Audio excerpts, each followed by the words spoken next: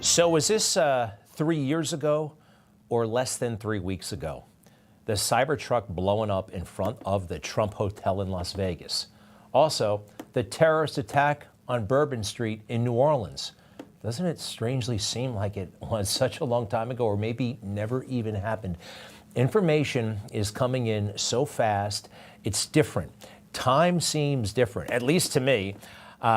Terrorism, and maybe what's happening in California is terrorism. I know not everybody's convinced about the Cybertruck, but we don't have nearly all the answers that we deserve, not for New Orleans either, and not for these fires. You know that some of these, arsonists, alleged arsonists, are illegal aliens, and what the hell were they doing here? I keep hearing about military-aged men coming into America illegally, unchecked, untracked. Could this be part of a larger plot? It is plausible because they do not know how this thing started. You know, most forest fires start by lightning. Lightning has been essentially ruled out in this case. It wasn't lightning. No lightning.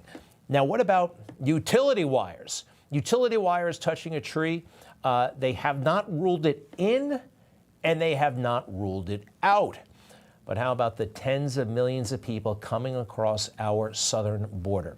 Now, at least 3 that I know of are in custody, suspected of arson.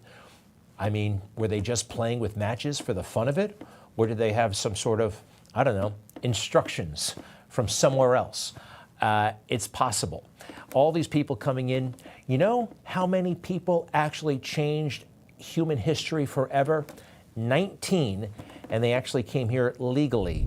The 9/11 hijackers. You compare this mass influx of people to the 19 hijackers who came to the United States legally. We have such a huge problem. It is almost, it is scary, kind of, when you think about it. All the people are here, maybe even more people here illegally than are in our military. Actually, definitely more people here illegally than are in our military. All right, we have this from President Trump. You know, he still truths. Do you truth? You got to get Truth. It's the Truth Social app. It's available on the App Store. He puts out great content, including, well, this is just a text message that somebody forwarded him, and it is astonishing when you go through it. It's about the situation in Los Angeles and people losing their homes and why that happened. Now, I hope I don't get a funny alert. Let's go to the text message, please, on the screen. It reads as follows. The actual irony: a homeowner consents to pay property taxes that will go to the fire department. The funds are diverted to illegal immigrants because L.A. is a sanctuary city. All true. An illegal immigrant comes and sets your house on fire, and the fire department doesn't have the resources to put it out. The homeowner paid for their own destruction. On top of that, the government is so inept that the insurance companies won't insure houses here anymore.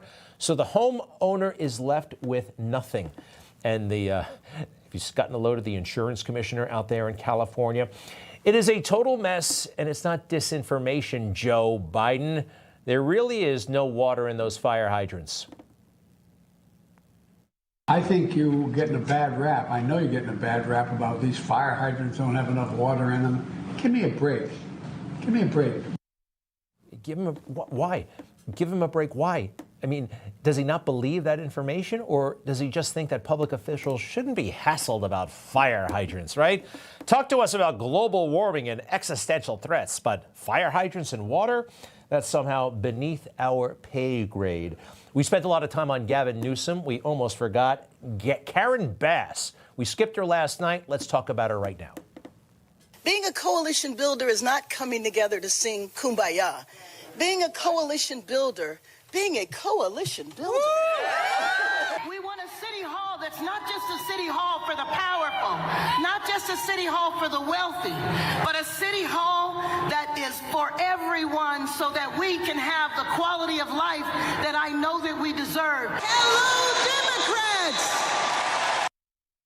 Beautiful and fun. Politics. The LA Mayor Karen Bass, now that she has a massive responsibility on her shoulders, and she realizes it. She had a massive responsibility as soon as she took that job, but that's not why she took the job. She took it for the fun, the perks, the travel to Africa, the security, the car and driver.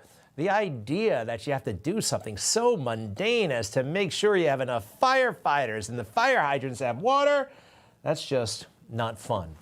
We've never seen anything like this, though. A newspaper publicly regretting that they endorsed her. Have you heard about this guy? He runs the LA Times. Actually, he owns it. Patrick Soon-Shiong. He's like a doctor. He's like a super genius. And he said that the paper endorsed Karen Bass, and that was a mistake. I've never heard a newspaper try to walk back an endorsement, but it's a beautiful thing. First of all, we'll accept some blame, right? So at the LA Times, we endorsed Karen Bass. I think right now in front, that's a mistake, and we admit that. So I thought it was very important early on for me to come out. And I think we were one of the few to say competence matters. Well, that newspaper leans left, and now they're speaking some common sense.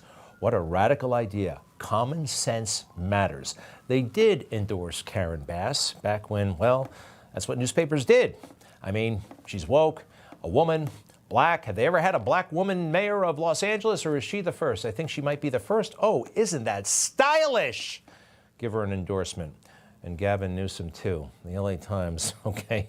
Maybe you can walk that endorsement back as well, Mr. Xiong.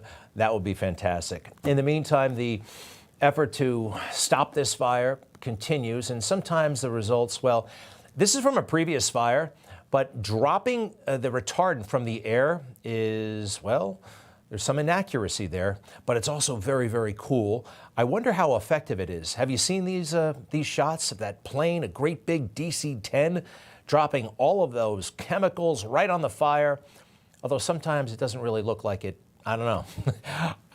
I would love to know more about this. We're going to have some pilots on tomorrow night and learn more about the science behind all of this stuff.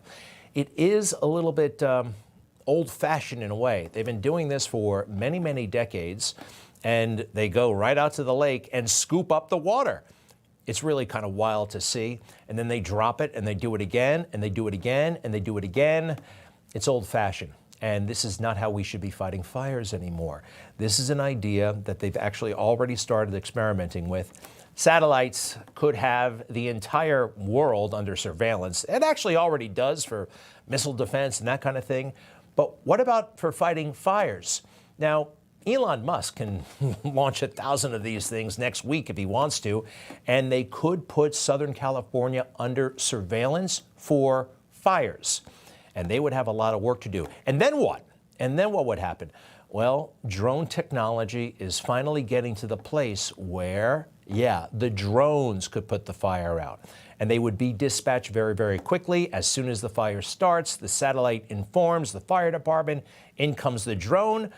That's something that's worth pursuing, don't you think? Not climate change, not the gay pride parade for the 50th time there, Gavin Newsom. This is how politicians spend their time. Look at that. Gavin! Isn't that fabulous? Gavin! Reading a book. Gavin! Dressing up for Halloween. Gavin! Debating Ron DeSantis for some reason. Gavin! Going to China and spanking a kid. That was really weird. Did anybody see that one? Let's watch one more time. Come on. Come on.